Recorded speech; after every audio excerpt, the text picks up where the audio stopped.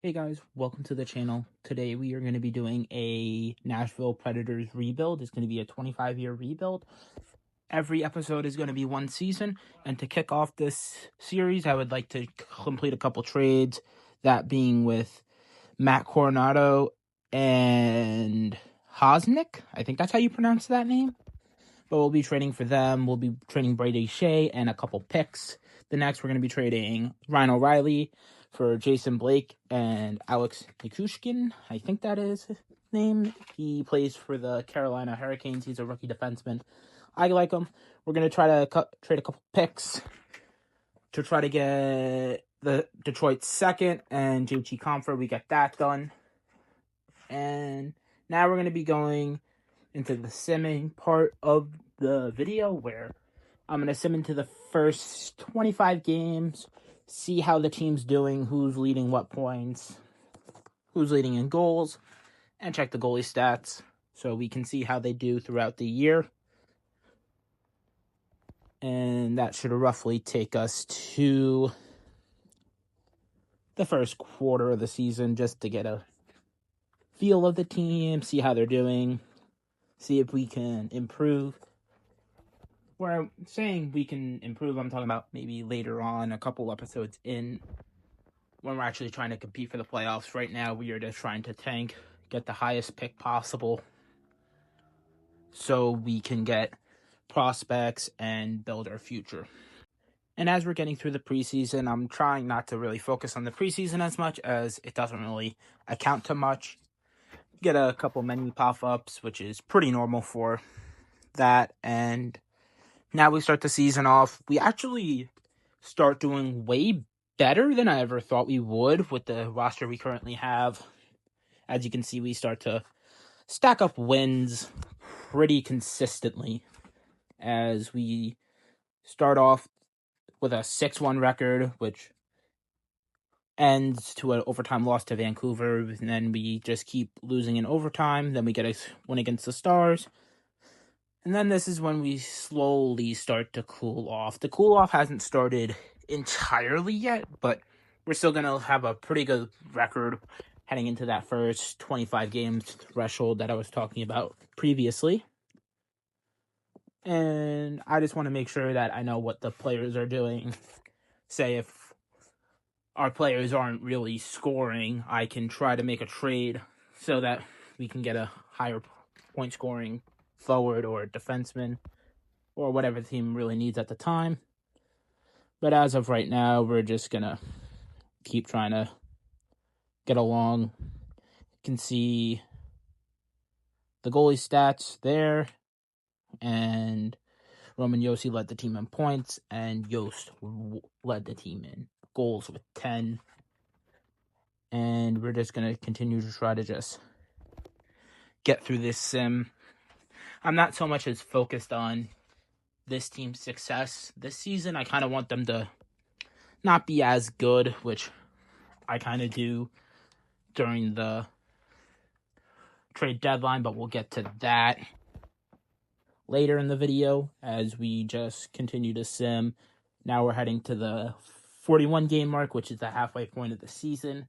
Next year it's going to be the 42 game mark because they're adding 2 extra games. So whenever that game releases, we will probably switch over to that format. As the halfway point, Roman Josi continues to lead the points, and Philip Forsberg will take the leading goals. And I forgot to take a look at the goalies, but as you can see, the team's starting to cool off, so the goalie started to cool off as well. But notably, the backup goalie for this team, I can't get his name out right now, but he did pretty well with the team in front of him, as I'm now currently looking at the different potential draft picks that we were going to be looking at, trying to see who I want to draft at draft day, but that's a long ways away from right now, as we are still trying to get through this season. Now I'm going to be just trying to sim towards the end of the season. This will eventually lead us into the trade deadline, where we're going to make a trade or two where just to lower the team and get better draft picks, or get more draft picks, not better draft picks. And heading into the Olympic break, the hot start this team had in the beginning of the season is kind of fallen off now, as we are looking well below a playoff team, and we are currently at the bottom of the Atlantic. No, sorry, not the Atlantic, the Central. Saw the Atlantic, sorry. Saw this trade come in. I didn't accept it. I didn't feel like it would improve the team future, so I didn't feel like making it. As we are heading into the trade deadline, I would like to talk about sponsors for today's video, which is Dubby. Looking for some clean, jitterless energy? Dubby's got you covered. They have some awesome flavors like Tiger's Blood, Dragonade, S'mores, and Cali O Cream. If you use code PuckLab10 at checkout, you get a 10% discount on your next order. I'd like to just thank W again for sponsoring this video. Now let's get back to the Predators rebuild. Now it's time for the trade deadline. We make a trade with the Sharks. We send Eric Holla for 2 fourth-round picks. That's pretty much all we do at the deadline, just trying to get more picks for the draft. I was taking a look at Fleury. Didn't really think he would prove too valuable to the team. So now we're in it for the long haul, just trying to bottom out for the rest of the season to get that top-tier pick. So we start to do okay. We play about maybe 500, maybe a little bit more, maybe a little bit less. I didn't really dig too deep into it, but we won a couple games after the deadline. We try to end off the season on the high note, I guess, for the fans. But all in all, I think we did roughly okay this season. Not as bad as I would have hoped, but definitely not a bad start for the rebuild, considering I didn't trade any big pieces like Saros, Forsberg, or Yossi. Stamkos and Marchessault are still on the table. I'm trying to see if I can trade them, maybe that they can waive their no movement clause, or at least give me a trade list to like a team that they're willing to be traded, so I can just try to get prospects or draft picks out of them. But yeah, that does it for the season. We finished 6th in the division. Now I'm just going to take a look at the stats for the season. Roman Josi led the team with 65 points for the season. And didn't show it, but Philip Forsberg led the team in goals with, I believe, 28. We get the 8th overall pick. Not what we were hoping for, but it was a solid pick. And now we head into the draft, where I think we make a solid pick.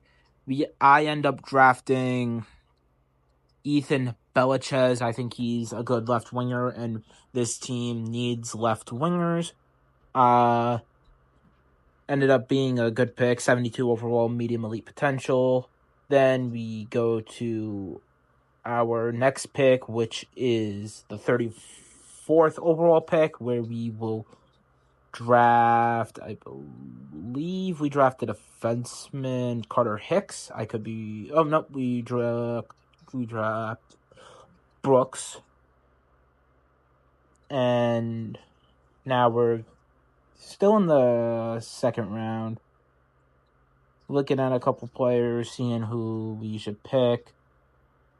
Also, maybe seeing if it's worth trading the pick, seeing what we can do with the pick, just to whatever gets us the most out of the pick. I end up making a trade with Seattle for the pick. We get left winger Nyman. He looks like he could maybe develop into something good.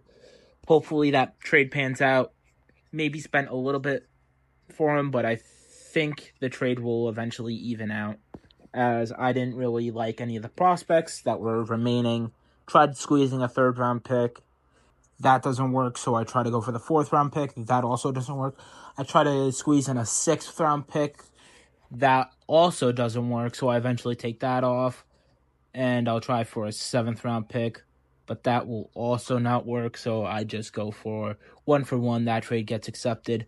Now we're using our second round pick, where we will draft Adam Nemec, who I be having playing on the left wing, which hopefully he can live up to that. It's hard to say at this point. Make another defensive pick, as I also take a look at goalies, but I will ultimately draft the defenseman here, as I don't see a goalie that I particularly like enough to draft this high.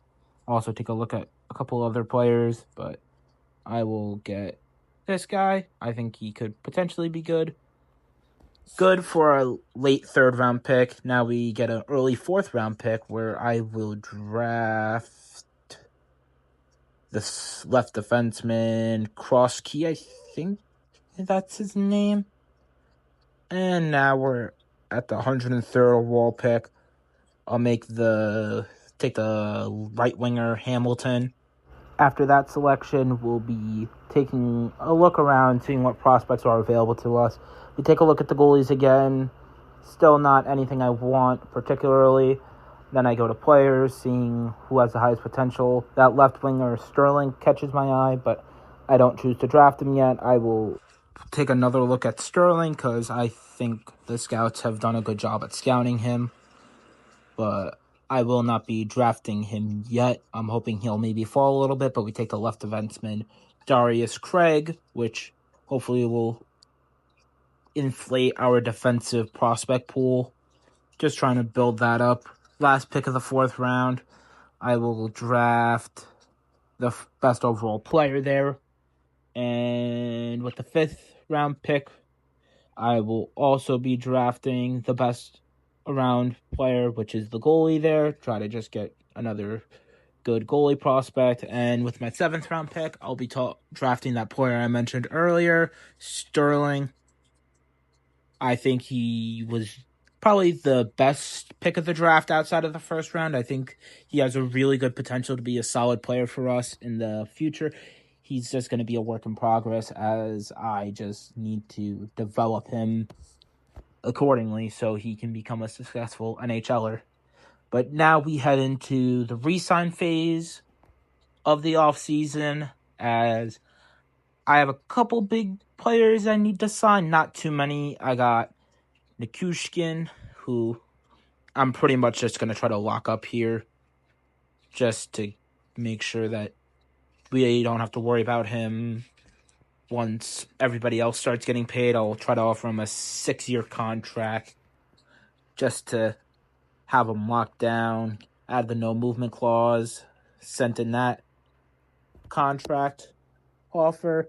Then we'll go into Justin Barron. Also going to try to lock him down. I think he's a good youth player who can potentially become good for us. I'll try to get him under contract, as his asking point isn't too high, so this should be a relatively easy player to sign long term, and it's pretty low risk because he will not be such a big cap hit. I do take a couple years off, add it to a 5-year just to lower the contract amount, so if the contract does backfire, I don't have to deal with the fallout of a potentially higher paid player. We go to Ufoko. I think that's how you pronounce his name. I pretty much offer him that contract there. Tyson Yost, I will also be trying to re-sign, but not right now. Kind of just want to look at the unsigned players, see if there's anybody worth giving their ELC to. I check on Cameron Reed, how he did in the juniors, so he's not ready yet, but he's hopefully going to be ready soon, as I now go back to the players we need to sign. I'm just taking a look at the players we signed just to double check how they did. And now we go back to the re-sign, where I'm going to try to re-sign these guys. I wasn't too keen on their age, but I eventually gave him an offer, but they were asking a little bit too high for what I had planned for them, like him. I considered him an AHL, or I didn't really want to give him a one-way contract. I wanted to give him a two-way contract just to make sure there isn't a chance that he gets overpaid and I get stuck with dead weight and a bad contract. I kind of want to free myself of bad contracts. So I look at his contract. I'm just trying to figure out how I can potentially re-sign him. I wasn't too thrilled, but I eventually gave him a 1-year deal for 1.4. We'll see what he says about that later as I get into all the two-way contracts. So these are just going to be me just giving everybody two-way contract because it doesn't really affect the cap space. So I'd rather just keep the young guys on the team, let them develop in the AHL and get better there. And we're just going to be going through these guys as we go on through the re-sign phase. We check the goalies. I wasn't going to re-sign that pending UFA. I don't think he has a future in the NHL, but we will be simming to free agency now. We'll see all the players who accepted their contracts. They eventually would all accept their contracts as I go to the end of the re-sign phase and begin free agency, which I do not sign any free agents because I'm not really ready yet for that. I still want to tank to get better draft picks. I was looking at a Luke Evangelista extension, but I chose differently because I did not want to accidentally give him a too high of a contract if he doesn't have a good season next year, which will be the next episode of this series. I took a look at the guy we got from Calgary. I decided not to give him a extension yet, as I also wasn't too sure if he would be NHL material. And now I take a look at the free agents. Didn't really see anything I liked overly. There were a couple players that we could have signed, but I chose not to because, again, don't really want to buy right now. It wouldn't be good for the team. Long term, we might get the playoffs, but I don't think this team can compete for a cup yet. And I think it would just be better to build from the ground up from here. And now I'm taking a look at a trade to get rid of JT Compher, who I kind of took on as dead weight just to get the caps to even up. So I would like to be trading him, as I'm just looking for somebody to trade, but I'll end up picking JT Compher because I just want to get rid of the old age and just move on so a younger player can take his spot. His eventual landing space will be Long Island, as we will only be getting a couple picks. I think we'll be getting like a 3rd-round pick out of him, just because his contract is so astronomically high. It's hard to really get it. I only got a 5th, actually, out of him. Oh, no, I actually got a 3rd. Sorry. Tried to do a 3rd and a 5th, but I only settled for the 3rd.